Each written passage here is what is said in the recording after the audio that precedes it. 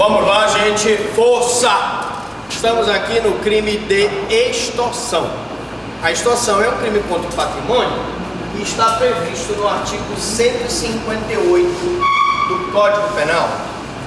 Constranger alguém mediante violência ou grave ameaça e com o intuito de obter para si ou para outrem indevida vantagem econômica a fazer, tolerar que se faça ou deixar de fazer alguma coisa.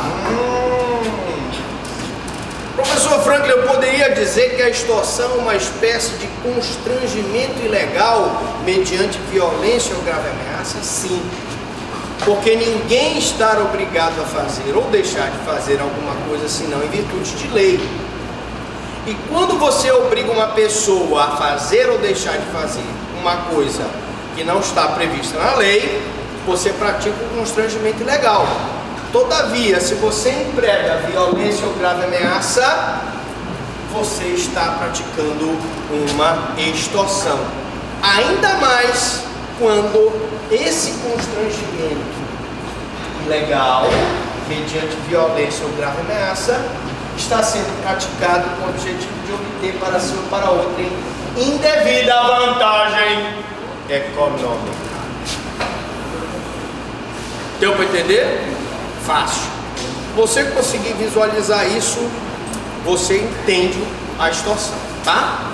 Bom, a extorsão tem uma pena de reclusão de 4 a 10 anos e multa. A pena de extorsão é uma pena de grave potencial ofensivo. Todavia, a extorsão com resultado morte, ela é de gravíssimo potencial ofensivo, que está no artigo 1º da Lei de Crimes Hediondos como crime hediondo.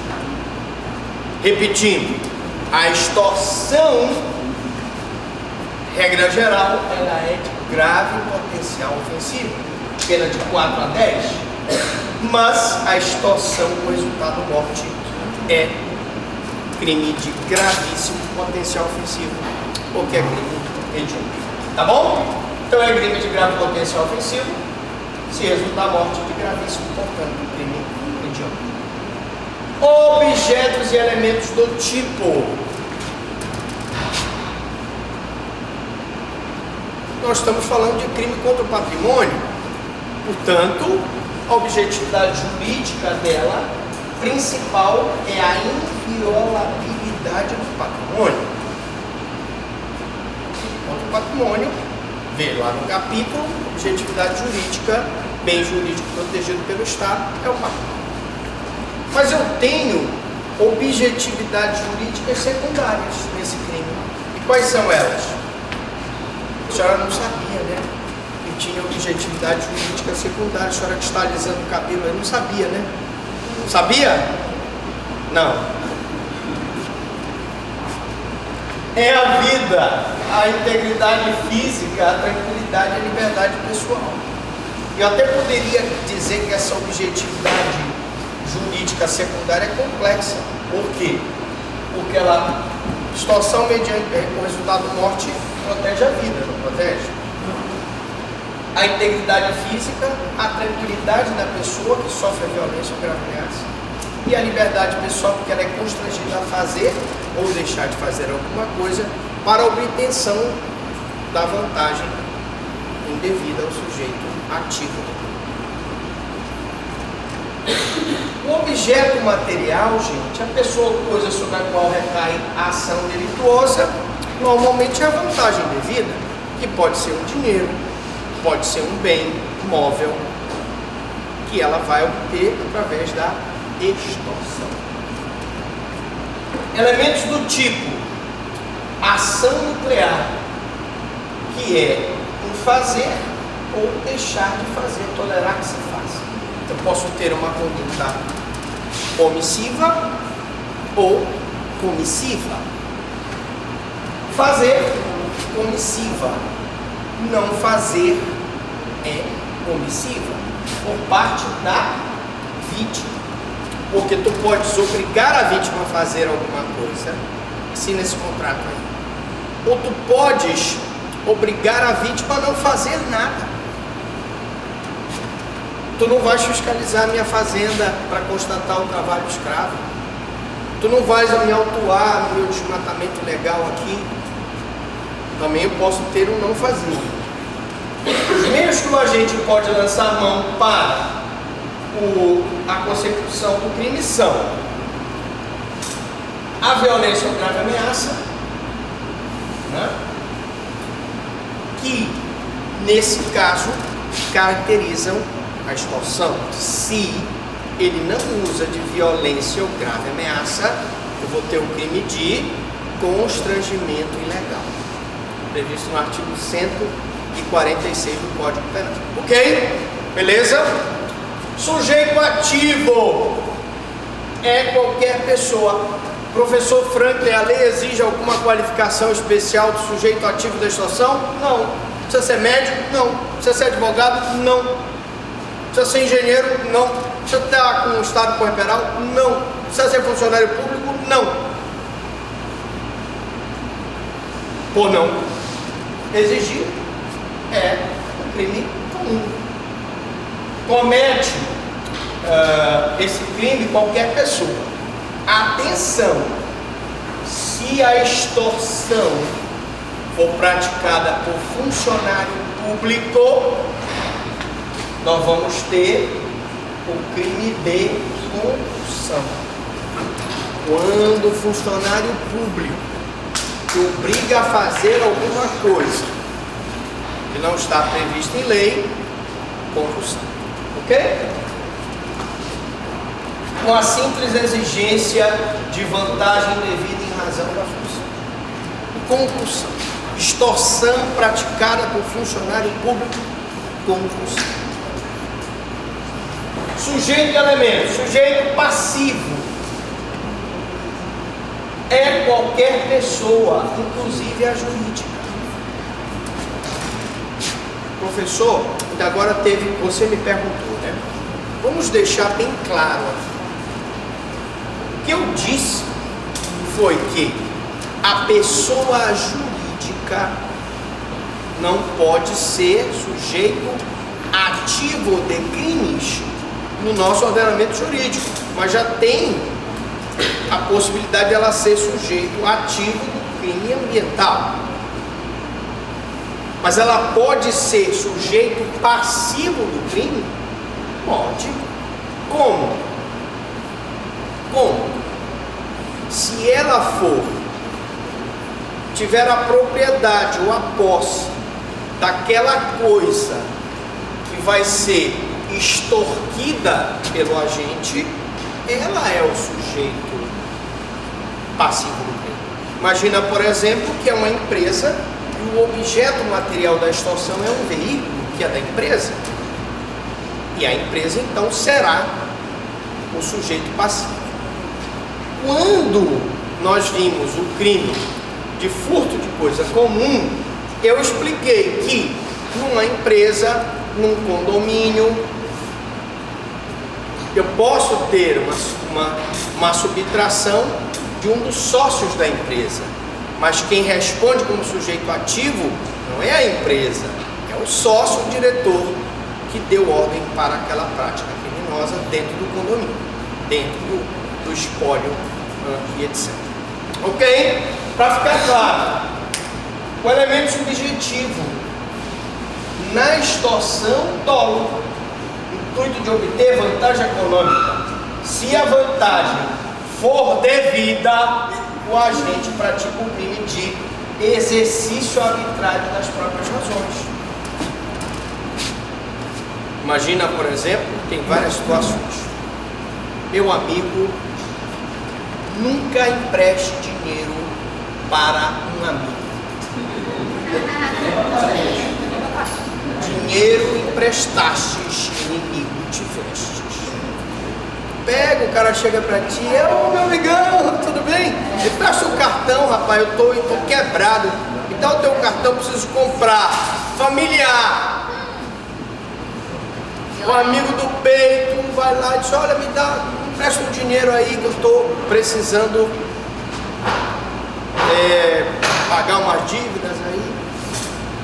Foi feita uma pesquisa que no Brasil, mais de 70% desses empréstimos nunca são pagos. Nunca são pagos. A pessoa te engana, tu já sabe que a pessoa logo acaba com a amizade, né? E tu ficas a ver navios. Conheço uma história de uma moça muito bonita, muito inteligente, e o estagiário chega para nós também, vamos lá, é inteligente, né, até um determinado ponto, mas não é porque ela não seja inteligente que ela não pode ser enganada, que você sabe que tinha o meu amigo Américo Leal, ele é um grande advogado, mas ele nunca advogava para uma classe de pessoas. Qual era? O pilantra, o estelionatário. Porque esse amigo, tu pode ser inteligente como for, tu podes falar várias línguas, fazer doutorado em Salamanca, mestrado em Coimbra, que esse daí, meu amigo, ele engana até a mãe dele. E ela, de boa fé, pegou e disse para o estagiário que ia emprestar um bom nome dela, crédito que ela tinha, um bom nome na praça, para ele tirar um financiamento de um carro, porque o rapaz ia trabalhar de Uber. Tá bom, pagou o primeiro mês de financiamento, o segundo mês, o terceiro mês, o quarto mês, o sexto mês, depois não pagou mais. Ela cobrava e ele dizia: eu estou aperreado. Mas eu estou puxando todo esse fundamento, não é para fazer graça não. Estou dizendo o seguinte: se ela pegasse, fosse lá, o carro está no nome dela, a vantagem é devida, e ela fosse lá na casa dele e pegasse o carro na marra, senão eu vou levar o carro. Porque o papai era assim, o papai era do Ceará, sarenço. O cara escreveu, não leu, o pau comeu. Ele ia lá para cobrar o cara. Se o cara não pagasse, ele levava o medicamento. Naquela época, né, 1934, podia fazer isso, mas era exercício arbitrário das próprias razões. E ela, se pegasse o carro, seria um exercício arbitrário das próprias razões. Por que, professor? Porque a vantagem é devida. O cara agiu de má fé com ela, pegou o crédito dela. Ela está com o nome sujo na praça porque emprestou para ele poder tirar o financiamento do carro. Emprestou o cartão para ele fazer compra no supermercado e ele não paga ela. Mas, doutor Franklin, isso é injusto. Mas se ela fosse na casa dele e pegasse o carro na marra, disse: não, pega o carro na marra, leva o carro para tua casa, paga o financiamento e fica com o carro. Mas é exercício arbitrário das próprias razões, porque a vantagem é devida, não é extorsão, não. Então eu posso fazer a defesa dela? Pode, porque o exercício arbitrário das próprias razões é um crime de menor potencial ofensivo. No mínimo, ela não vai ter grandes consequências, além de uma condenação criminal por uma pena restritiva de direito. Você entendeu, meu amigo? Você ficou assim bestificado com essa explicação. Mas é isso. É isso. Não é, mano? É difícil, né? Você emprestar o dinheiro pro cara, o pilantra não te paga. Mas tem muito pilantra. Tem mais pilantra do que folha de pau. Então, cuidado. Fique atento. Não empreste seu cartão de crédito. Não empreste seu crédito. Não faça isso. Nem para parente, nem para amigo. Diga lá. Mesmo que seja feito um boletim de ocorrência, a pessoa pode colocar você ter apoio da época, da característica. Depende das circunstâncias, né? O correto seria ela entrar com uma ação de busca e apreensão do veículo, porque quando tu deves para o banco, deve para o banco para tu ver. Se o banco logo não entra com a busca e apreensão. E parece que eles dão ponta para o oficial de justiça. O oficial de justiça vai lá e cumpre na hora. Aí ela não, pelo menos é a informação que eu tenho. Agora, se ela fizer, mesmo ter feito a ocorrência, o cara está devendo, exercício arbitrário das próprias razões, porque é a vantagem dele. Tá bom? Bom, vantagem moral. Incorre em crime de constrangimento ilegal. A vantagem é moral. Constrange uma pessoa mediante violência ou grave ameaça para ela te dar um prêmio de cidadão belenense, para ela te dar um prêmio da Assembleia Legislativa, não sei, vantagem moral. Aí não é vantagem patrimonial, então não é constrangimento, não é extorsão, é constrangimento legal. Então, tá entendendo? Meu objetivo aqui nessa aula é desmistificar algumas coisas que você disse, mas como, professor? É isso mesmo. Se a vantagem for moral, não preenche o tipo. O tipo exige vantagem patrimonial. Se for vantagem sexual, é crime de estupro. Se você, minha amiga, você, meu amigo, que hoje veio até o rapaz, colocou, a mulher me constrangeu a eu praticar a violência sexual nela. Me bate! Me bate! Peraí, calma lá, vamos pontuar. Eu dei uma palestra um dia desse na SUSIP sobre assédio sexual. E também dei uma palestra um dia desse na Nassau sobre importunação ofensiva ao público. Então eu queria te pontuar, meu amigo, você colocou uma situação interessante. Uma senhora lá, num ambiente de trabalho, sendo superior hierárquico de um funcionário, o cara assim, um cara bonitão, saladão, deixa eu ver, tem ninguém aqui? Eu olhei aqui, eu vi os barbas ali, os barbas daqui, barba dali, né? Aí esse aqui, ó, aí pronto, era um cara assim bonitão e tal, e ela se engraçou, ela já meia idade, né? Aquela idade da loba. E o cara era inferior hierárquico dela, e ela dizia para ele, olha, se tu não saíres comigo, não sai a tua promoção. Presta atenção, homem, para tu entender aí o assédio, ele não está prestando atenção, presta atenção. E aí, lógico, ele não queria perder a promoção, saiu com ela. Eu posso acusá-la de assédio sexual no ambiente de trabalho contra o rapaz? Posso. Mas uma coisa muito mais difícil, eu posso ter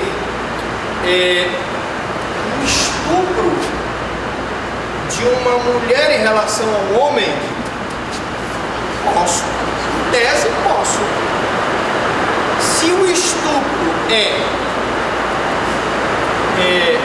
constrangimento ilegal, mediante violência ou grave ameaça, para a prática do ato sexual, eu poderia. Eu posso ter uma importunação ofensiva ao pudor de uma mulher em relação ao homem? Posso.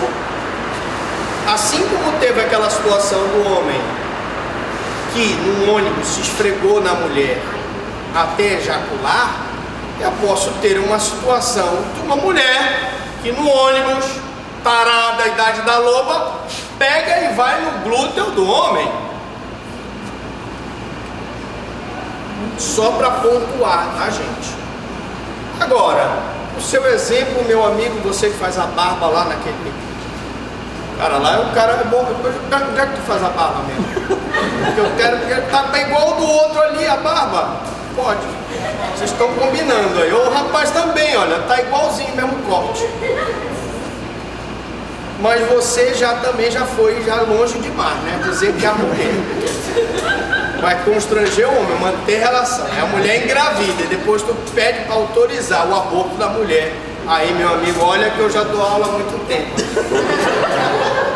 Sinceramente, sei lá, não vamos nem dizer a idade, né?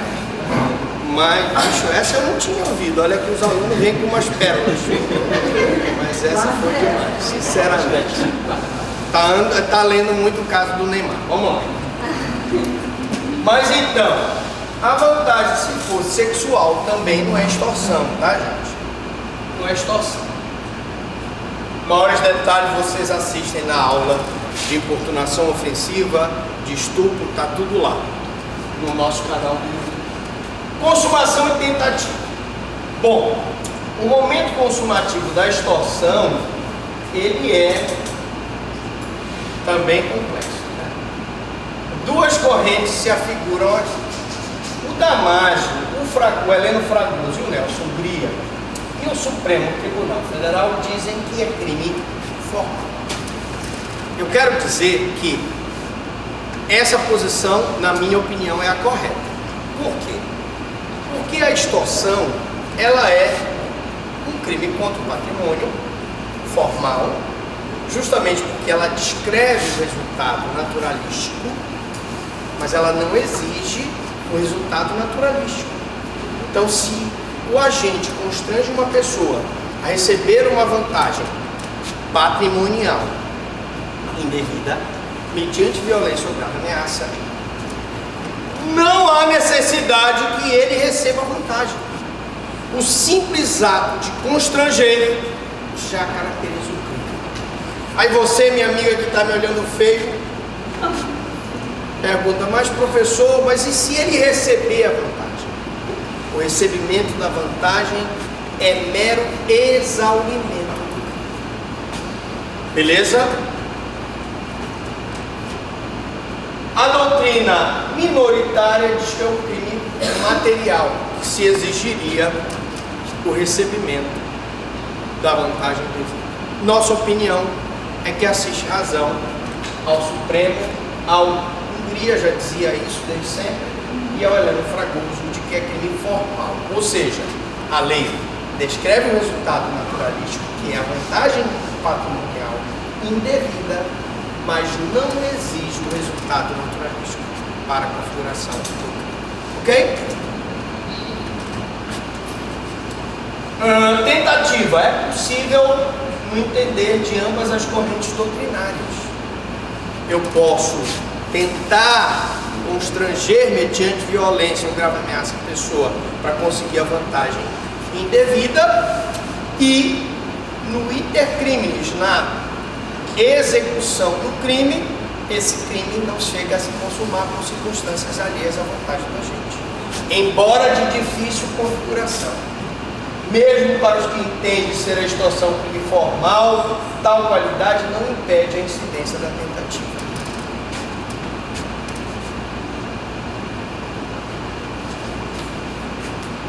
Eu tenho a extorsão simples, está prevista no caput, ocorre quando o agente constrange alguém mediante violência ou grave ameaça com o intuito de obter vantagem para si ou para outrem, indevida vantagem econômica, para que ele faça ou deixe de fazer alguma coisa. E tem uma extorsão agravada, que é se o crime é cometido por duas ou mais pessoas ou com emprego de arma. Aumenta-se a pena de 1/3 até a metade. Trata-se de majorante, ou causa de aumento de pena.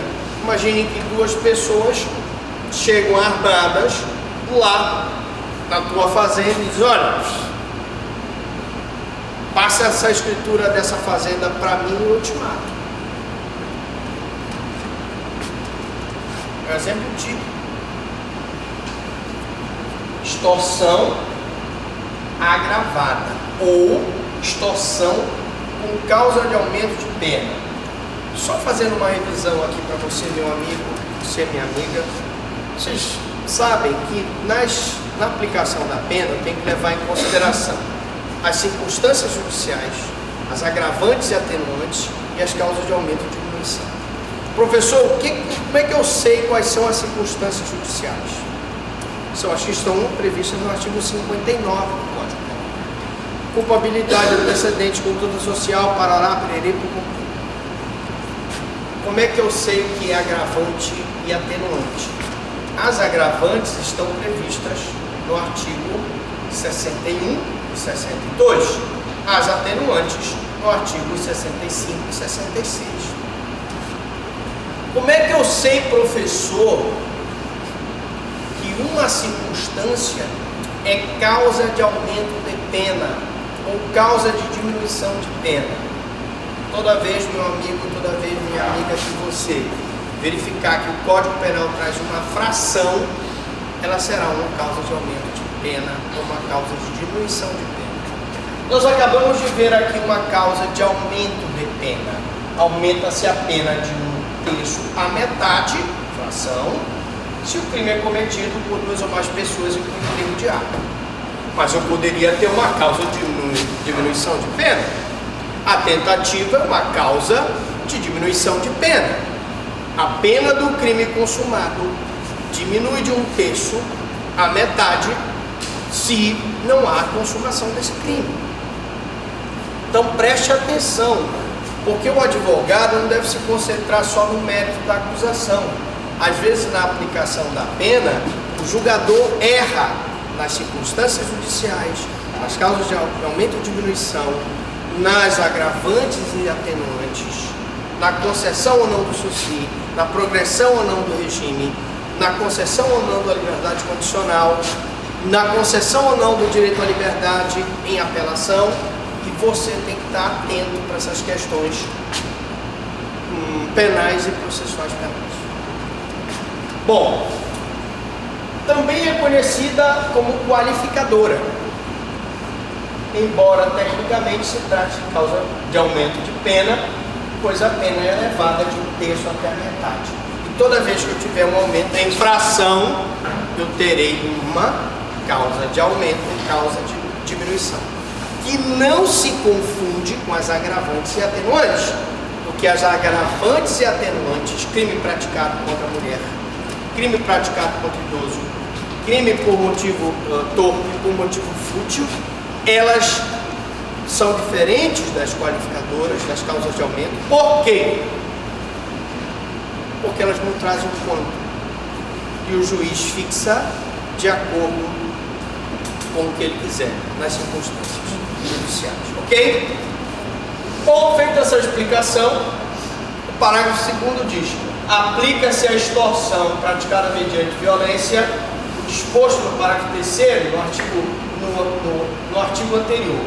O parágrafo 3º diz: se o crime é cometido mediante a restrição da liberdade da vítima, essa condição é necessária para a obtenção da vantagem econômica.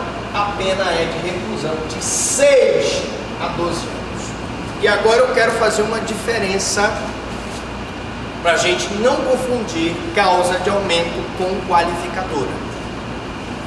Na verdade, gente, a qualificadora, tecnicamente falando, em direito penal, é quando o crime, na forma simples, em relação à forma simples, ele aumenta a pena mínima e a pena máxima. Exemplo, uma coisa, o homicídio simples, que nós vimos na aula de homicídio, que tem a pena de... Quanto é a pena mínima do homicídio simples? De 6 a 20 anos. E uma coisa é o homicídio qualificado, cuja pena é de 12 a 30 anos. Reparem você, meu amigo, que houve um aumento da pena mínima e da pena máxima no homicídio qualificado, no parágrafo 2º do artigo 121. Portanto, eu tenho tecnicamente uma qualificadora. Mas se eu disser a pena do homicídio aumenta para 1/3 C, aí eu já estou com a palavrinha mágica, minha orelhinha, meu ouvido está treinado, eu já sei que é uma causa de aumento de pena porque tem uma fração. Um dos grandes problemas que eu vejo como professor de direito penal é que o aluno confunde o que é qualificadora, que é o aumento da pena mínima e da pena máxima, nos parágrafos subsequentes, com causa de aumento de pena e causa de diminuição de pena, que vem a fração. Então não confundam isso. Numa prova de concurso, 1 minuto da sua atenção pode ser fatal.